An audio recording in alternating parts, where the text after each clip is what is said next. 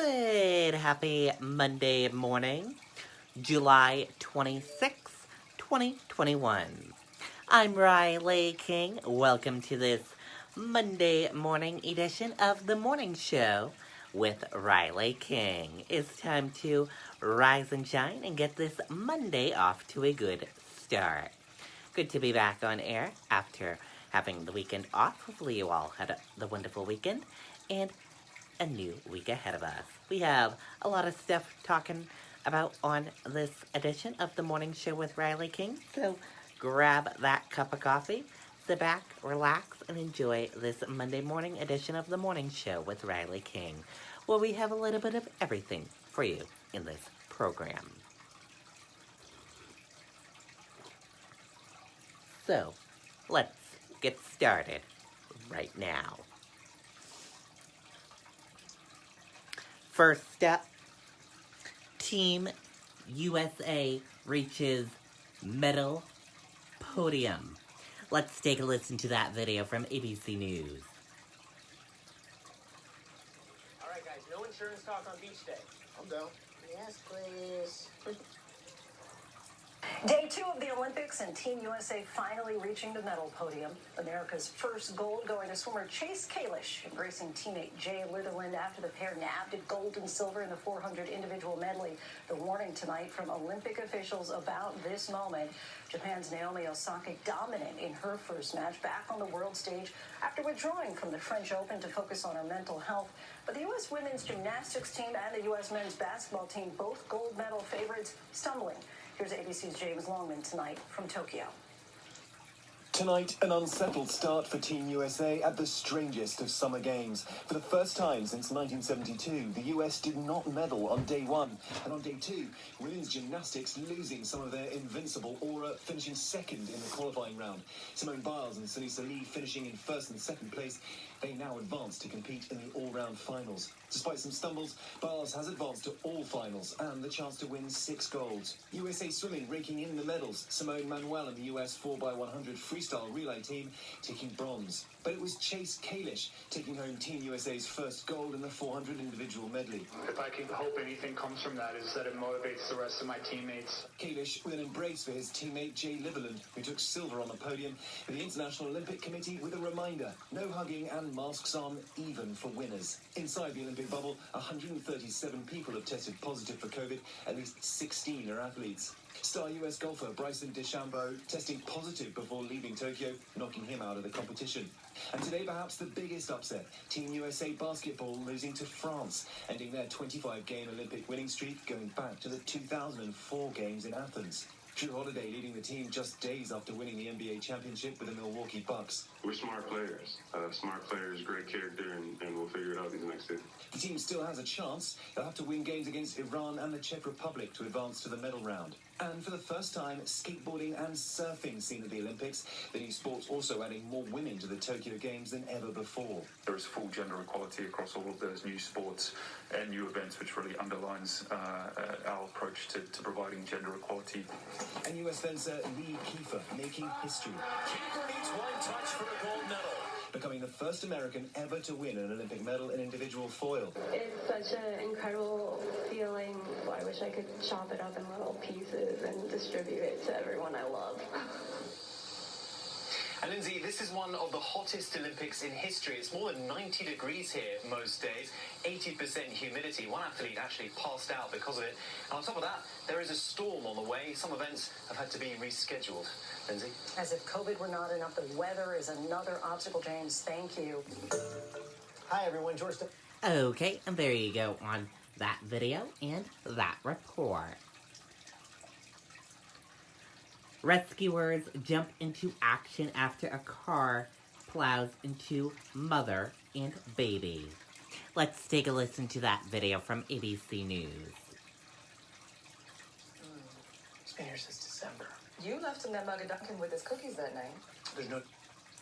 Next tonight, the quick actions of 2 heroic police officers and several passers-by. An out-of-control car plowing into a mother and baby. Rescuers then jumping into action. Mother and child seriously hurt but expected to survive. Here's ABC's Trevor Alden, a warning. Some of these images may be disturbing. Tonight, a heroic rescue caught on video. A pair of New York police officers lifting a car to save a baby trapped underneath. Somebody's got to pull the baby. Pull him out. Yonkers police investigating the incident, now examining this surveillance video from Friday morning, showing that out-of-control vehicle slamming into a mother carrying her 8-month-old child. We got a baby under the vehicle. Officers Rocco Fusco and Paul Samayedny springing into action from a shop nearby. Come on, kid. Come on. After pulling the mother from the wreckage seen here in green, Officer Fusco joining bystanders to lift the car, Officer Samayedny freeing the baby. I got it. I got the baby. It was almost like slow motion. Police say the mother has a compound fracture in one of her legs and her baby has a fractured skull, but both are expected to survive. It's honestly a miracle that both of them survived. Very strong mom and an even stronger little infant. Officials say this driver is unlicensed and he's now been arraigned, charged with driving while intoxicated. Lindsay? Trevor, thank you. Hi, everyone. George Stephan. Okay, and there you go on that video and that report.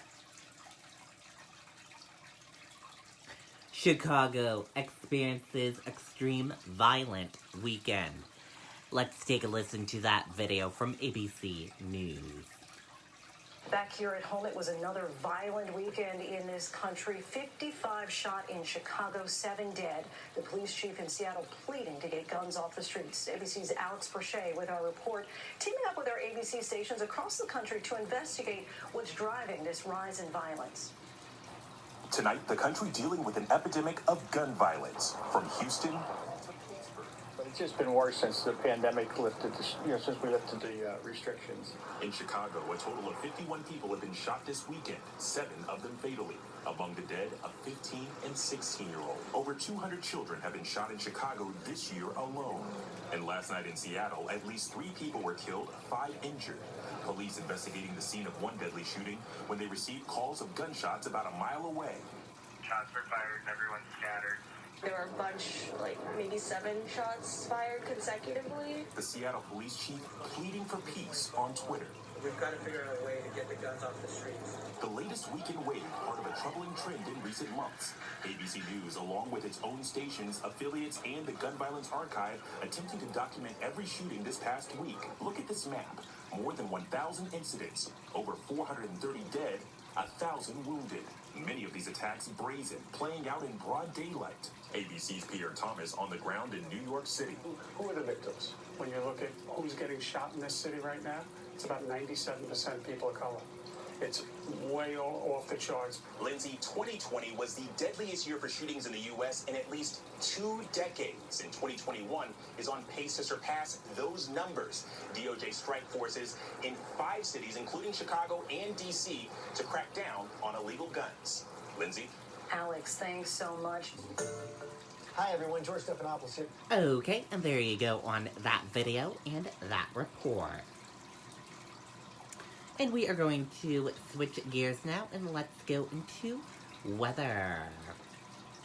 And here's a look at the weather across the United States for all of you for this Monday. As you can see, along the East Coast is dry with a few showers, sprinkle of showers around the East Coast. And then you get over here in this part of the United States, Oklahoma, a few showers and mainly dry though. And then over here along the west coast of the United States, dry with a few showers in some parts of the United States on the west coast.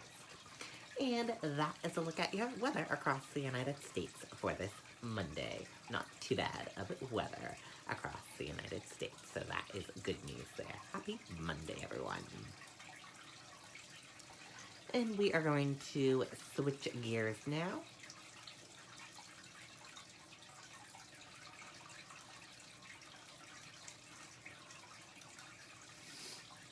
Taylor Swift releases alternate version of song The Lakes. Let's take a listen to that video from ABC News GMA. Your whole team can see your upper thigh. Pour that smooth roast and aim that camera up high. The best part.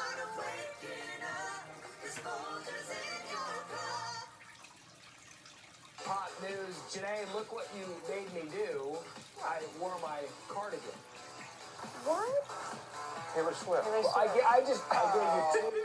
Oh, I got Taylor. And I'm like, what? Look what you did. And the cardigan. All right, I missed it. Here we go. Are you ready for this? Are you ready for it? Taylor Swift gave her fans a present to celebrate the one-year anniversary of her Grammy-winning album, Folklore, which she's calling an alternate version of The Lakes. Take a listen.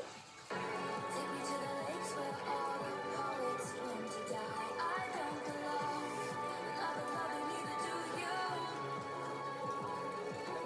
This version of the track features a greater orchestral sound, and as you just heard, it's not too bad. Swift posting on Instagram about dropping this surprise gift on her fans, saying, "It's been 1 year since we escaped the real world together and imagined ourselves someplace simpler. To say thank you for all you've done to make this album what it was, I wanted to give you the original version of The Lakes." You know, Matt, I was just sitting here trying to wait for that. I was trying to make sense of it. And then I like that Matt's getting a little taste of what Dan Harris gets. You know, it's like Yes, if Janae's not on the level, you will get vaporized. You know what happened? What happened there? She just went blank space. I did. Also, we found out that he clearly is into Taylor Swift. That's what we learned today. All right, so you know when you're on Instagram checking out some celeb accounts and you just... Okay, and there you go, Taylor Swift.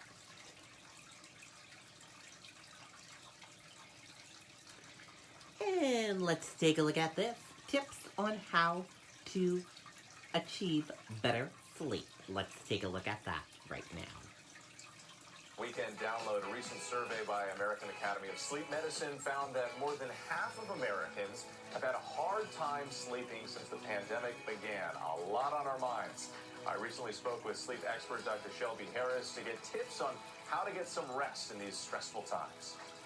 Dr. Harris, good morning. It's great to have you. So you and your fellow colleagues are seeing something called revenge bedtime procrastination. What exactly is that, and why are you seeing more of it at a time like this? Yeah, thank you for having me first. It's a idea that's actually age old, but Daphne Lee, who's a journalist, coined it on Twitter last year, and it's taken off like wildfire. The idea is that when you are not having as much control over your day, you try to do as much as you can at night to regain that control, and as a result, sleep gets sacrificed. We're seeing more of it now during COVID, especially because there's a lot of blurring between work, home, school life, that people just really feel like things are out of control. So what are the key things we should know on how to handle it, how to do a better job of getting more sleep? So there's a few things I really encourage. The first is to set aside time for yourself and plan it in just like you would for anyone else. Really cut out of your life what tends to not add to it.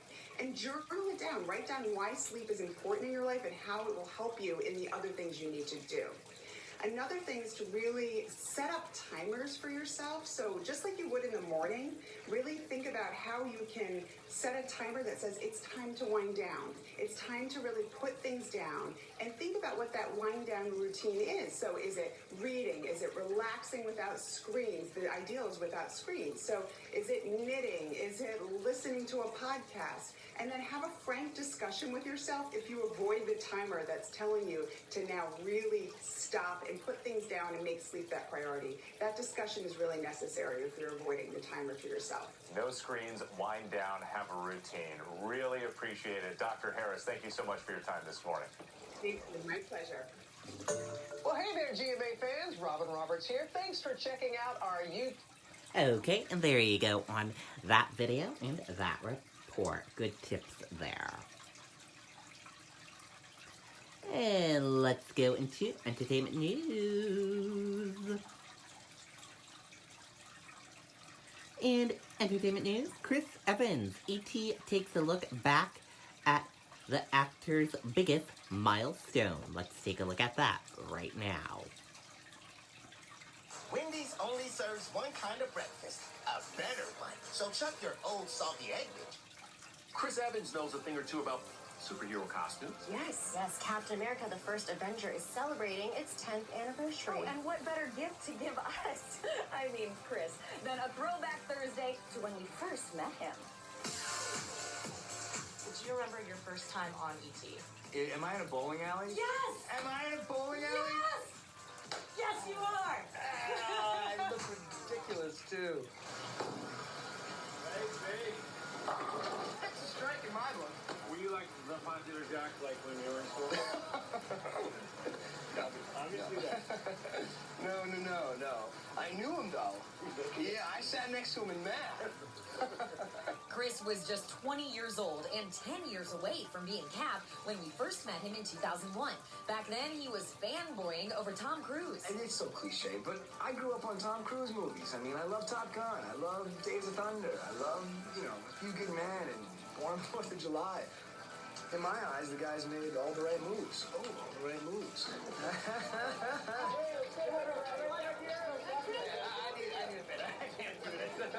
And we remember when Chris worked with, then dated, his London co-star Jessica Biel. They were together for 5 years before calling it quits in 2006. Oh, And intimate scenes are always a little awkward, as an actor, so at least we shook hands, I knew her name. Chris was later romantically linked to Sandra Bullock, dated Jenny Slate, and made headlines last year for a rendezvous with Lily James. I consider myself a very romantic guy. Of course, Chris's first superhero role was actually Johnny Storm in Fantastic Four.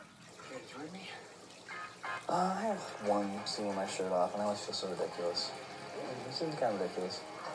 6 years later, he beat out John Krasinski and Ryan Phillippe for the role of Captain America. We were with him on set. The first time I put on the suit, I was terrified. It just was real that this was going to be something that I may be doing for a very long time.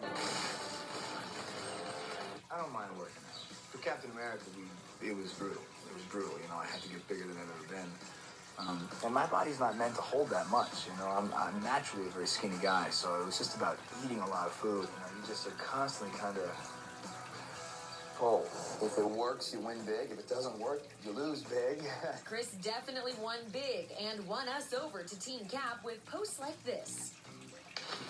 And these adorable pics with his dog, Dodger. But the part we still want to see Chris play one day is Dad. Someday I do want to get married and have kids. I think in the grand scheme of life, that's the stuff that matters the most.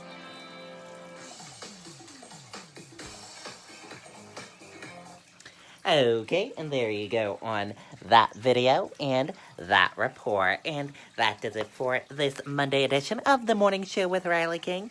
Thank you for joining us and watching and tuning in. Have a great rest of your Monday. See you back here later on today with more news coverage. Goodbye.